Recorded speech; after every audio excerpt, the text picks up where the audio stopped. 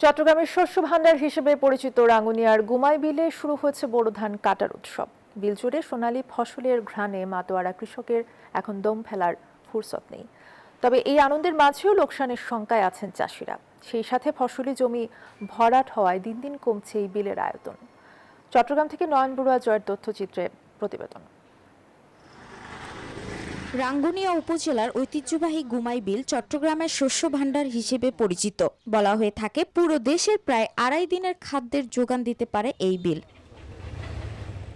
প্রায় 3200 হেক্টর আয়তনের এই বিলে এখন সোনালী ফসল ঘরে তুলতে ব্যস্ত সময় পার করছেন কৃষকরা। চলতি মৌসুমে গুমাই বিলের পুরোটাই বোরো আবাদ হয়েছে, যার মধ্যে 810 হেক্টর হাইব্রিড এবং 2390 হেক্টর জমিতে চাষ হয়েছে উপসি জাতের ধান।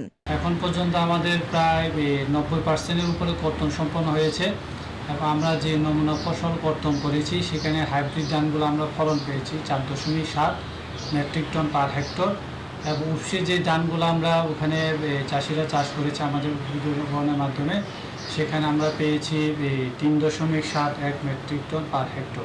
সকাল থেকে পুরো বিল জুড়ে ধান কাটার উৎসব চললেও রয়েছে কৃষকদের নানা অভিযোগ। সার বীজের দাম ও শ্রমিকের মজুরি বাড়লেও সেই অনুপাতে ধানের ন্যায্য দাম না পাওয়ার ক্ষোভ তাদের। সব মশার বিরুদ্ধে সুরক্ষা দিতে এলো বসুন্ধরা এক্সট্রিম অ্যারোসল, মশার বিরুদ্ধে এক্সট্রিম সুরক্ষা। ঐতিহাসিক বিল, এটা উদযাপনের জন্য এখানে আসি ধান কাটার জন্য। কৃষকের এই সংকটের পাশাপাশি যোগ হয়েছে গুমাই বিলের অস্তিত্বের সংকট। আইন অমান্য করে ফসলি জমি ভরাট করে ঘরবাড়ি ও স্থাপনা নির্মাণ করায় প্রতি বছরই উদ্বেগজনক হারে কমছে ঐতিহ্যবাহী এই বিলের আয়তন।